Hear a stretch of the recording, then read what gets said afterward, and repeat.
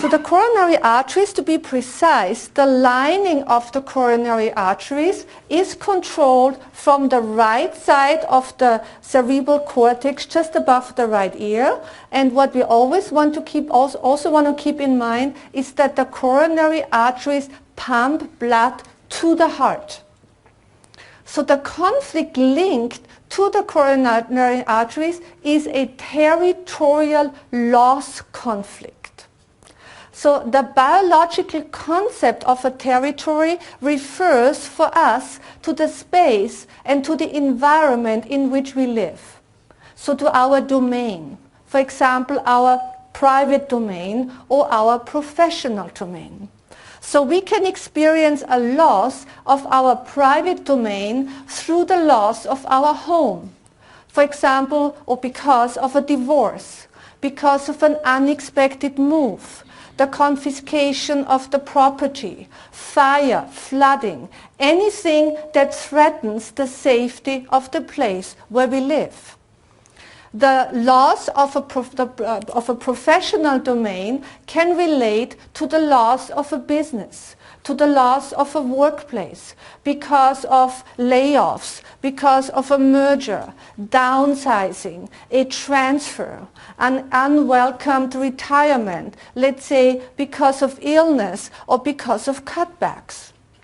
But the members of our domain, so our spouse, our partner, our children, our parents, our pets, our friends, colleagues, clients, customers, also belong to our territory. So we can suffer a territorial loss when we lose a member of the pack, through death, for example, or a separation, or because of a disagreement or of an argument. Components of our domain also belong to the territory. So this can relate to anything that is of personal value. This could be a car, it could be a computer, it could be a piece of jewelry, an immigrant status, a driver's license, a flying license, anything that is important for us and which we consider as part of our domain or territory. So when we suffer such a territorial loss conflict and have such a DHS, the program is instantly set into motion. And this is what happens. The moment we experience a territorial loss conflict, the conflict impacts in the area of the brain that controls the coronary arteries, and in that instant, or at that instance, the lining of the coronary arteries start to ulcerate, causing tissue loss. And the biological purpose of the tissue loss is to widen the coronary arteries so that more blood per minute can be pumped to the heart so that the individual has more energy and more vigor to get the territory back and to establish a new one. So we see nature always helps out, and this is what I explained before also. This is in order to facilitate a conflict resolution. So it is the ulceration in the arterial wall that causes angina pectoris. So it is this ulceration that causes angina pectoris. Angina pectoris is stabbing heart pains. Typically these heart pains, they radiate into the shoulder, into the neck, the jaw, and down the arm. So the intensity, of course, of the angina pain is now proportional to the conflict intensity. So I repeat this so we see the system again. The conflict intensity is determined by how intensely we subjectively experience the shock. And it is this intensity that determines the magnitude of the impact in the correlating brain area. This in turn sends the signal to the coronary arteries, do something about it, help me, help me, help me, and the ulceration process is initiated, widening these coronary arteries for the reason to get more blood to the heart. And this causes, of course, this process causes, in this case, pain, which is angina pectoris. So what we want to keep in mind is that angina pectoris is a symptom of the conflict active phase. And as soon as the conflict is resolved, this ulceration process instantly stops. During the healing phase now, this arterial wall, the ulceration in the arterial wall is now refilled and replenished and goes through a restoration process. And there's a very specific substance that is ideal for repairing and restoring blood vessel walls, which is cholesterol. So cholesterol is mainly or predominantly produced in the liver. In fact, 80% of the total cholesterol is synthesized within the body. Only 20% come from our diet or from dietary sources. And the liver uses the fats or the fats from our diet, particularly unprocessed fat, for, as raw material to manufacture cholesterol.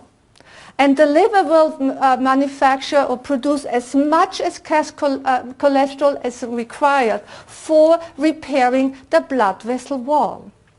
And the so-called LDL cholesterol, labeled by conventional medicine as the bad cholesterol, is particularly useful, because LDL cholesterol is very sticky and therefore ideal for doing or repairing the blood vessel wall. So naturally, during the healing phase, the cholesterol level rises. So during the healing phase, the cholesterol level rises naturally in order to have the material, so to speak, ready to fix and to repair and to restore the blood vessel wall and to correct the ulceration and the tissue loss that occurred during the conflict active phase. So during the healing phase, the cholesterol level rises. But a high cholesterol level, my friends, is never, ever a reason to panic, as Dr. Ron Rossdale explains in the book, The Cholesterol Myth. And here's a quote. Cholesterol, so he says correctly, is important for cardiovascular health. Cholesterol is a necessary ingredient in any sort of cellular repair. This means that the cholesterol level can be elevated with any kind of healing.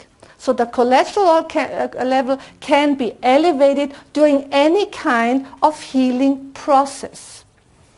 Hence, as Dr. Hammer says, making a link between elevated cholesterol and the onset of a heart attack is a fundamental error in scientific reasoning. And again, Dr. Rossdale, medicine gives the impression that the liver produces cholesterol for the prime purpose of giving you a heart attack. Evolution doesn't work this way. Nature doesn't work this way. The concept that chemicals in our body give us diseases is absurd. This truly speaks the language of German New Medicine. So if it is not cholesterol plaque, if it's not the occlusion of the coronary artery, what then causes the heart attack? Well, I want to say something before about atherosclerosis. Yes, very important. So yes, so during the healing phase, the cholesterol rises in order to repair the blood vessel wall. But if this healing phase is constantly interrupted by conflict relapses, then the repetitive and ongoing repair of the blood vessel wall causes cholesterol deposits in the blood vessel wall, which in turn causes atherosclerosis. But the plaque in the heart vessel, in the coronary arteries, can never ever cause a heart attack, because In case of in the emergency situation that such a blood vessel would occlude, auxiliary vessels or so-called collaterals are already in place in order to supply the heart with blood. And this has been confirmed by medical science. And this is a very important contribution here. A study by Rentrop et al. In the April 1988 issue of the American Journal of Cardiology has produced results completely at odds with the coronary artery blockage theory. In an accompanying editorial, Dr. Stephen Epstein of the National Heart, Lung and Blood Institute summarizes Rentrop and colleagues' extremely important observations. They found that in advanced state of the narrowing of the coronary arteries, the supply of blood to the heart muscle is fully assured via collaterals that enlarge naturally in response to the blockage. Interestingly, they observed that the more the coronaries are narrow, the less danger there is of a heart infarction. So this also means, my friends, that the theory that heart attacks are caused by high blood pressure, is also invalid, because the theory suggests that high blood pressure damages the coronary arteries, which in turn causes the heart attack. So I will speak later about heart attacks and high blood pressure. But we have to say one more thing, because the fact that collaterals take over the blood supply in case of a narrowing of the coronary arteries also questions the necessity of bypass operations. And here I have a quote. This was in the Business Week online in 2006, way back. Bypass operation. Is heart surgery worth it? Physicians are questioning whether bypass and angioplasties necessarily prolong patients' lives. The data from clinical trials are clear. Except in a minority of patients with severe disease, bypass operations don't prolong life or prevent further heart attacks. And underline this so we remember that. Bypass operations do not prevent further heart attacks, nor does angioplasty, in which narrowed vessels are expanded and then typically propped open with metal tubes called stents. People often believe that having these procedures fixes the problem, as if a plumber came in and fixed the plumbing with a new piece of pipe, explains Dr. David Hills, professor of cardiology at the University of Texas Southwestern Medical School. But it fundamentally does not fix the problem. So if it is not cholesterol plaque, if it is not the occlusion of a coronary artery, what then causes the onset of a heart attack? And Dr. Hammer discovered that the heart attack is actually initiated in the brain. And this is what he says. Concerning heart attacks, we have failed to recognize the significant role of the brain, just as we overlooked the important role of the brain in cancer. So let's look now at the details.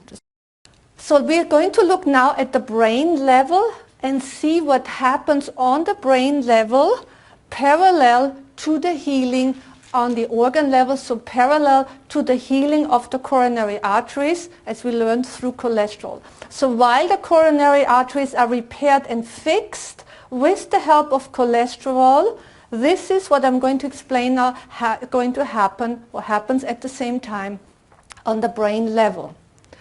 Well, healing, as I explained before, always occurs in a fluid environment. So during phase A of healing, serous fluid is, serous fluid as you call it, is drawn to the area that is healing at the time. In the brain, this accumulation of fluid creates a so-called brain edema, which is basically a water cushion that protects the area while healing runs its course. The size, here we have a brain scan that shows such a water pocket. Right here on the brain scan, edema shows as dark. Right? And this is in the area that controls the coronary artery, so an authentic brain scan. So the size of the brain edema is now determined by the magnitude of the impact of the shock in the brain when the conflict, when the DHS took place. So during phase A, there is a brain edema that develops in the area of the brain that controls the coronary arteries. Okay. Now at the height of the healing phase, a significant event takes place. And this is what happens.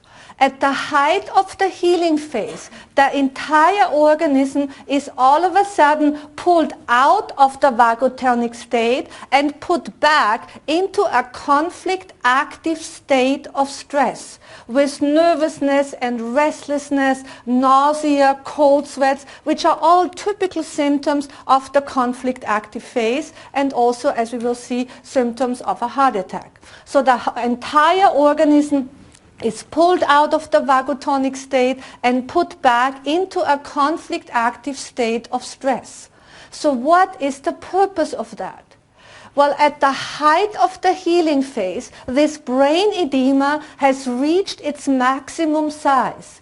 And exactly at this moment, this sympathicotonic stress push presses the edema out. And this is a significant counter-regulation, because without this turning point, or only after this turning point, can the organism go back to normal. And this sympathicotonic stress push also expels the brain edema, as I said, which relieves the brain pressure, which is of course vital. So typical epicrisis, as we also call that, epicrisis events are, for example, or episodes are asthma attacks, epileptic seizures, strokes, and heart attacks. And we are going to look now in details at the heart attack. What happens? Well, in the same brain relay that controls the coronary arteries, we have the control center that controls the slow heartbeat. Here we have the bradycardial heart rhythm center that controls the slow heartbeat. So during the epicrisis, when the brain edema is pressed out with the sympathicotonic stress push, that involves the slow heartbeat center. This is why a typical symptom of the heart attack that involves the coronary arteries is, as it's called, bradycardial arrhythmia, so the heartbeat slows down. So when the heart attack occurs, the heartbeat instantly slows down. And at the same time, we have angina, because the epicrisis is also an intensified reactivation of the conflict-active symptoms. So together with the slow heartbeat, there is angina, so there is strong angina pain plus cramps, because the coronary arteries are also endowed with muscle tissue. But these chest pain, these cramps, are not related to the myocardium, because the myocardium is, as we will see later, controlled from an entire different part of the brain. So the heart cramps, the muscle cramps, we want to keep this in mind, that they are not caused by the heart muscle, contraction, but by the contraction or cramps in the lining or in the wall of the coronary vessels. Typically for a heart attack are cold sweats, nausea, which are typical symptoms of any epicrisis. During an intense heart attack or epicrisis, the person might faint. And there's also a good reason for that, because fainting, also called absence or absence, Well, fainting puts the person into a state of unconsciousness so that this epicrisis, which is the most critical point of the biological program, will not be interrupted. So the autonomous nervous system puts the body out basically so that this epicrisis is not interrupted, because this is the most critical point of the entire program. And this is how Dr. Hammer speaks about fainting, so to speak. We viewed the loss of consciousness that occurs during the epileptoid crisis as particularly dramatic. With 3 to 4 heartbeats per minute and even very flat breathing, a person can stay alive for a long period of time, basically until the often long-lasting absence and the cerebral slowdown of the atrial arrhythmia is over. Okay? So the epicrisis is basically like turning a corner. It's like we have made it over the hump, so to speak. Okay? So let's see what happens afterwards. Well, after the epileptoid crisis, or after the heart attack in this case, the entire organism enters phase B of the healing phase. So phase B is also called the scarification phase, because this is the period when scar tissue is formed in the healing area, just like it happens with any wound healing. And this process also takes place in the brain. And in the brain, or the brain cells, whose function it is to complete the repair process and healing process on the brain level, are so-called glial cells. Glia is brain connective tissue that basically insulates neurons. So it insulates neurons. And 80% in fact of all brain cells are glia cells, which shows and indicates their importance. So after the epicrisis, after this brain edema has been pressed out, glia cells accumulate at the area to complete the healing process in the conflict-related brain relay. And in this brain scan, we see the presence of glia as a white ring configuration. So here we see the presence of glia. Glia appears on a brain scan as white. In conventional medicine, such glia accumulation is diagnosed as a brain tumor, typically as a glioblastoma. This is actually a correct term. Glioblastoma means sprouting glia cells, right? So conventional medicine diagnoses this as a brain tumor. But Dr. Hammer demonstrated already in the early 1980s that so-called brain tumors are not cancers, but a natural healing process that is going on or taking place in the brain parallel to the healing of the corresponding organ. So in this case, parallel to the healing of the coronary arteries. So while we have on the, in the coronary arteries the repair process with the help of cholesterol, we have on the corresponding brain relay that controls this process also a repair phase, which shows on a brain scan as the glia pockets, because glial cells have the function to do that job, right? So all, in fact, indications of healing. So I would now and will tell the story to this brain scan. So this case concerns a former patient of Dr. Hammer. It was an elderly farmer in Germany, and he had suffered a heart attack a few weeks after his son had a serious motorcycle accident. So initially the father, so the elderly farmer, he was told that his son will most likely not survive the injury, and if, then he would remain severely handicapped. Since the son was also the sole inheritor of the farm, his father experienced the territorial loss conflict particularly as dramatic, as we can see here on the brain scan.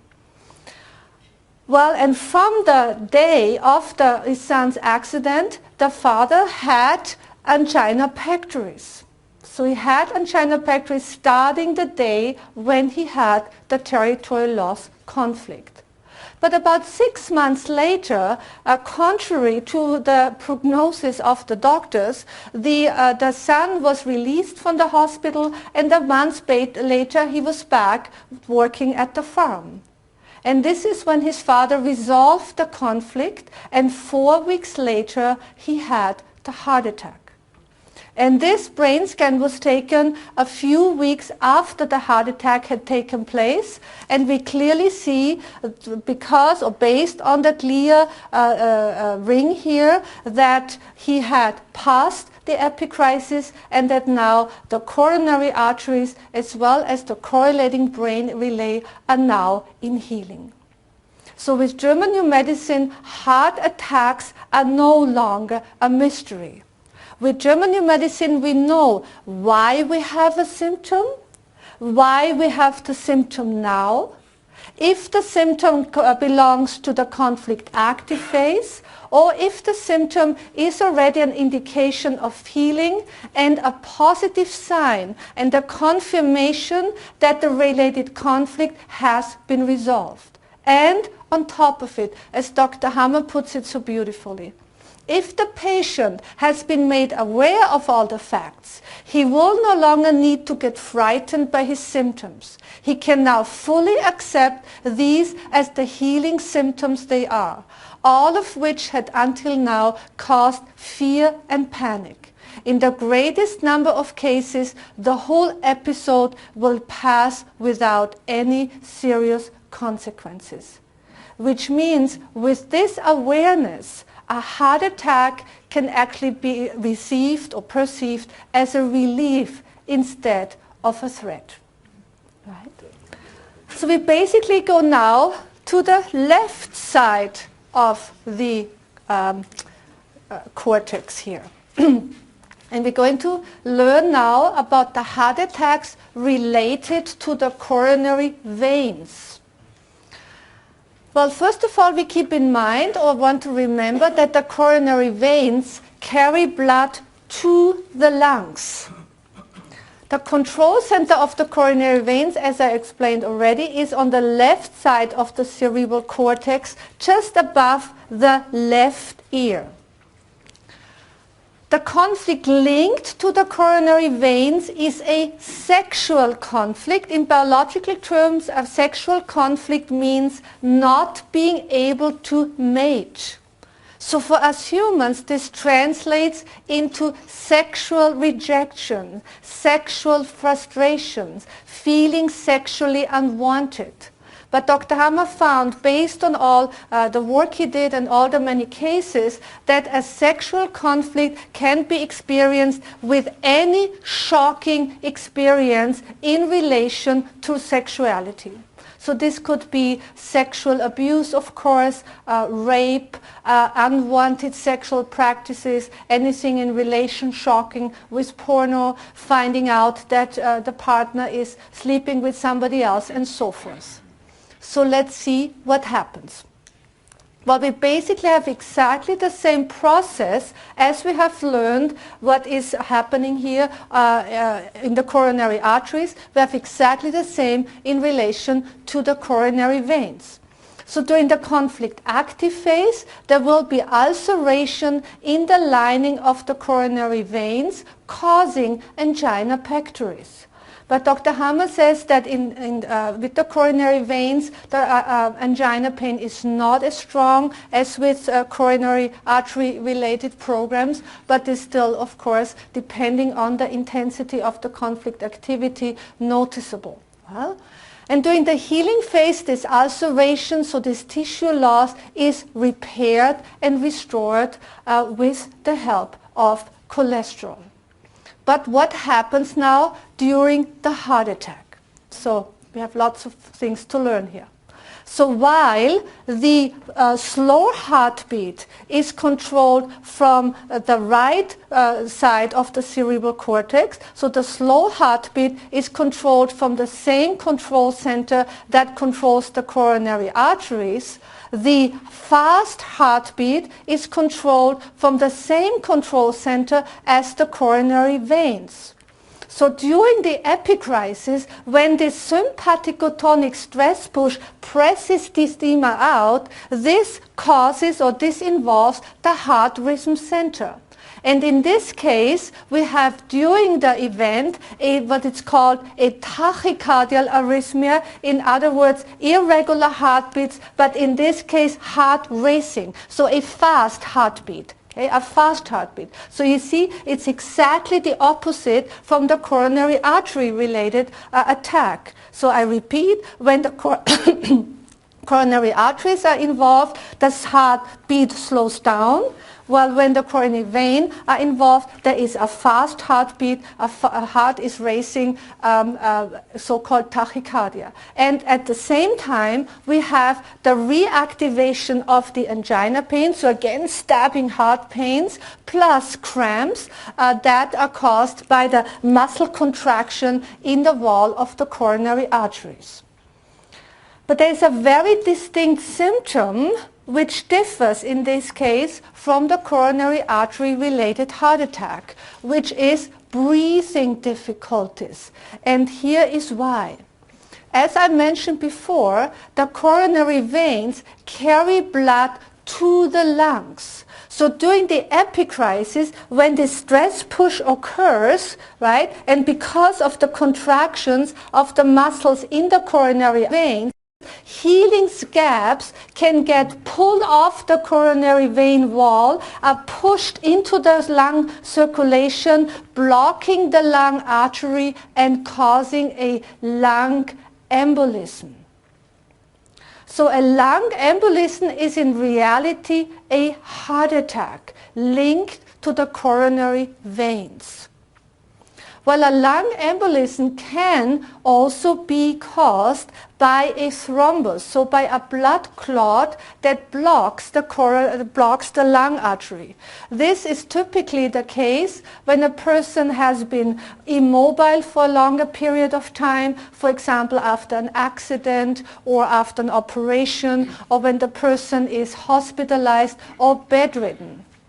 But whether this lung embolism is caused by a coronary vein epicrisis or if it's caused by a thrombus is easily or can be easily established with the help of a brain scan. Because if the lung embolism is caused by an epicrisis, and originates from, this case, a sexual conflict, we will see the alteration in the area of the brain that controls the coronary veins. Right? And at the same time, the person will have angina pain and cramps in the chest. Well, if the lung embolism is caused by a thrombus, then we will not see anything on a brain scan because this is a, let's call it a mechanical occurrence, and the person will not have angina pain. So it's very clear if that is linked to a biological program, which means to an original conflict, in this case a sexual conflict, and we know that the program ran its course, which is, I will later talk about prevention, of course essential if we know what the cause of the lung embolism is, if it's a mechanical one or if it's actually caused by an emotional distressing event, right? So this brain scan, we also have a story for that. So this case is about a young lady at the time, well, young in our perspective. She was 34 years at the time. She was also a former patient of Dr. Hammer. And she had suffered a sexual conflict when she learned that her best friend or that her husband had slept with her best friend and that they actually had a child together. So when she found out, that was for her, see, a sexual conflict. This is a good point to explain something else. You see, how we experience such a conflict is very subjective. In fact, when the conflict occurs, it bypasses our consciousness, and our subconscious, so to speak, associates a certain danger, a biological danger, so to speak, with the association. For another woman who had found out that, you know, there is an affair and that there's actually a child her husband has with that woman, she could experience this as a self-devaluation, or as an anger, or as an existence conflict, or as an abandonment conflict. Okay? But only when we see the symptoms, then we know exactly what type of conflict took place. So in this case, the resolution was the reconciliation between the three of them, right? So the lung embolism that she had, which she had actually was quite severe because, and this is the point, she was conflict active for 7 months.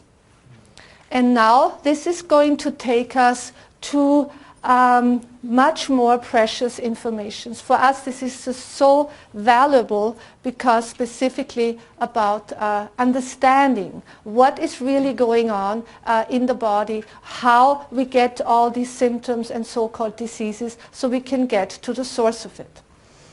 So this is what Dr. Hammer tells us. First of all, the epicrisis, so the heart attack or the lung embolism, occurs typically 2 to 6 weeks after the conflict was resolved. Okay? So remember the farmer with the son with the motorcycle accident, he had the heart attack 4 weeks after the conflict resolution, so when the son was back at home working and all was well. So the epicrisis occurs 2 to 6 weeks after the conflict resolution.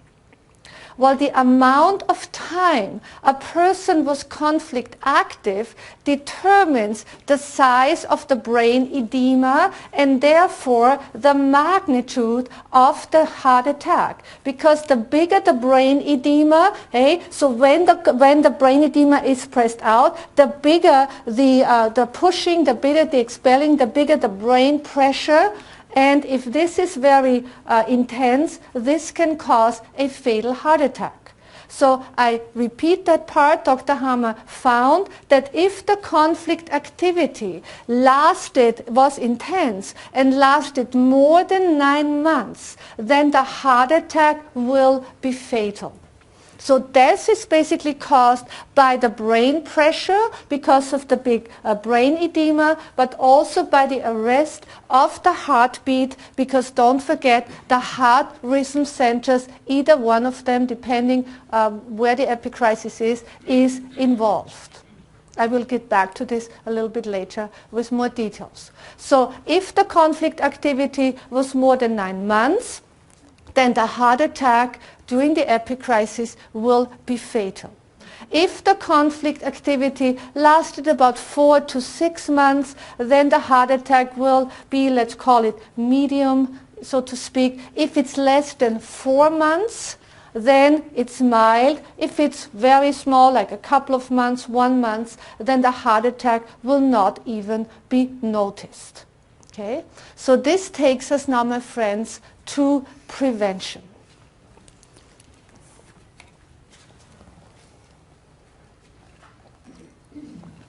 Because the heart attack or the coronary artery and coronary vein programs are one of the few biological programs where there's actually pain during the conflict active phase. In this case, angina pain. And this is actually a good thing. Because if we are conflict active, which means we can't sleep, we can't eat, we are nauseous, we are completely preoccupied with the conflict, so typical conflict activity have cold hands, okay? So if we are conflict active as a result of a DHS and have at the same time angina pectoris that indicates, or this indicates, that we are conflict active with one of the two biological programs. So either with a territorial loss conflict or with a sexual conflict. And with knowing that the epicrisis, so the heart attack, or the intensity of the heart attack is determined by the duration of the conflict active phase, we also know that the sooner we resolve the conflict, the less serious will be the heart attack. And if we manage to resolve the conflicts within 4 months or even earlier, the heart attack might not even be noticed. So I often get the question, so how do we resolve conflicts? Well, there is no general answer with German New Medicine. The reason is because every situation is an individual situation with individual circumstances. So we have to sit down, look at the exact situation, and only the person knows, of course, with our support, what the best way would be to resolve this particular situation. Dr. Hammer always points out that a practical solution is always the best because it is most lasting. However, if we cannot resolve the conflict at the time because of constraints, then we want to try to find a partial resolution to the conflict. In German New Medicine, we call this downgrading a conflict. So downgrading means we find partial resolutions to the conflict. We also can downgrade a conflict by talking about the conflict with a friend or with a therapist. We can downgrade the conflict by distraction, so anything that clears the mind. We can also downgrade the conflict by putting things in perspective, by looking at the conflict situation from a different angle, by changing our attitude, by seeing the larger picture. Okay? So communicating, trying to understand the person or the people who are involved, forgiveness. This, my friends, is real prevention. Because we cannot prevent conflicts from occurring. For example, the painful loss of a loved one, a separation, or ending without a job. But we have a say in how we view that situation. So we can, by changing our attitude, so we have a say in how we view the situation. Conflicts are an essential part of life. This is, my friends, why we are here to begin with. So we can learn and advance spiritually while we heal emotionally. Well, let's look a little bit further, because this downgrading, so downgrading the conflict on the emotional level has a wonderful effect, because the psyche, the brain, and the organ, as we learn, always work as a unit, always work in synchronicity. So on the organ level, downgrading means that now the ulceration process also slows down. So consequently, the brain edema that develops during the first phase of healing will also be smaller or significantly smaller, and the heart attack or the epicrisis minor. And this is prevention. So we're going, in German New Medicine, we concentrate fully on the emotional and mental level, because it is the psyche where diseases originate. So it is the psyche where diseases begin to heal. Okay. So now I would like to say more about this 9 months period here, because Dr. Hammer, this is very important. If the conflict activity, as I said before, lasts for more than 9 months, then the heart attack will be fatal. So Dr. Hammer strongly advises, if a person has been conflict active for more than 9 months, then the person should not resolve the conflict. Because in this case, it would follow a fatal heart attack or lung embolism.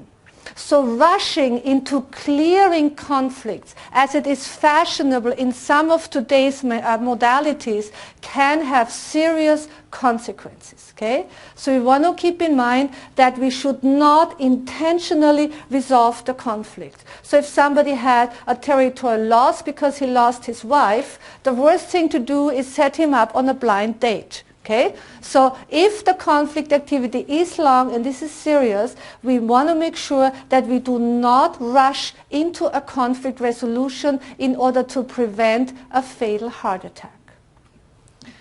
Well, with German New Medicine and with Dr. Hammer's work, we also learn that a healthy diet and a healthy lifestyle are, of course, important to keep the organism strong and keep us in good shape. But we also recognize that a healthy diet and a healthy lifestyle do not relate to heart attacks, because heart attacks originate in the psyche as a result of a conflict shock and an emotionally distressful event, and heart attacks are really initiated in the brain during the healing phase of the related conflict. And this process cannot be influenced, of course, with diet or anything of what we think we can do about it. We have to concentrate on the emotional level and also recognize that these biological programs are meaningful biological programs in order to help us, because preceding this heart attack was angina, yes, but angina is caused by widening the coronary arteries in order to supply the heart with more blood, so we have a chance to get, in this case, the territory back and to resolve the conflict. So based on Dr. Hammer's work, we also recognize that there is no genetic link to heart attacks either, because heart attacks originate in a conflict situation that occurs in the here and now, and only involve, or exclusively I want to say, involve the person who is suffering or who is experiencing that conflict at the time. So it involves a single person, one person in the here and now, and also this brain that receives the conflict shock sends the signal to the corresponding organ, which in turn responds with a meaningful process in order to help us through the crisis. Okay? So no link to genetic factors, so to speak. So concepts that suggest that current diseases originate in conflicts of our ancestors. Okay?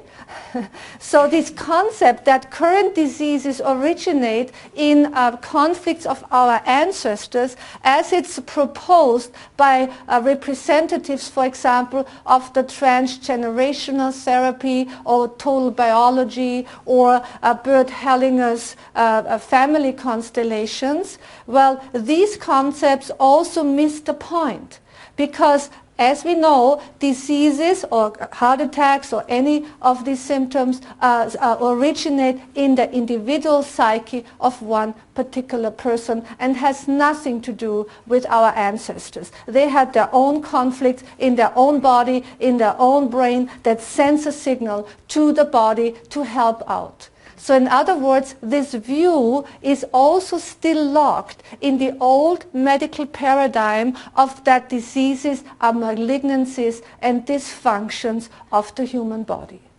So blaming our environment or our food or our ancestors doesn't get us anywhere. Okay? We have to start looking at ourselves. We have to start looking inside ourselves and face the conflicts that we experience in our lives. Because I always like to say and repeat this. Okay? It is in the psyche where diseases originate. So it's in the psyche where diseases begin to heal. So prevention can only start inside ourselves and within us. Right? And where finally Dr. Hammer brings order into the theory chaos of conventional medicine. And again, it's not another theory, it's not an alternative medicine. It is a new medicine that is based on natural laws and principles we humans share with all living organisms, including plants. Today I don't have the time to talk about the conflict shock of plants. Well, if you know the book by Christopher Bird, The Secret Life of Plants, this would not be a surprise that of course plants also experience biological conflict shocks. Just look at acid rain, look at the leaves, and you see the nice ring configuration on the leaves. But now we have to continue with the heart, which is nice too. Okay, so in the first part, I talked about the heart attacks related to the coronary arteries and the coronary veins. So basically, the essence of my presentation is that we learn to differentiate between the different type of heart attacks. Because the conventional theory says, well, cholesterol plaque in the coronary arteries block the blood supply to the heart. The heart muscle doesn't get enough oxygen, causing a heart attack. So it's basically a messy thing, right? So conventional medicine only looks at the function of the heart, of the anatomy of the heart, and makes conclusions from there. And I was not trying to be ironic when I said that this is academic fiction, because we have to work with empirical data and not start interpreting. Okay? So, of course, a lot of research is correct, as I said in this example, that there are the coronary, cholesterol plaque in the coronary arteries, but make conclusions that this causes a heart attack. That is incorrect, because there are too many exceptions. And in science, the rules are very clear. If there is one exception to the theory is invalid. That's it. Okay? So we have to be very precise, because this is about our health. This is about us. This is about our lives. So we have to rely on what we are learning. Right? And this is why Dr. Hammer's work is such a gift to us, because not only do we learn to understand the nature of diseases and their causes, we also learn that we don't have to be afraid of diseases, that we don't have to panic, because based on the new medical paradigm, diseases are emergency programs. So if we are in an emergency situation, that we have a death fright, or we have a starvation conflict, in our terms, we have no food because we lost our job, and so forth, that our brain and every body cell is programmed by nature to help us to survive. It cannot be any other way. Because if our body were designed to destroy itself through all sorts of diseases, we wouldn't be sitting here. Okay? This is all about survival.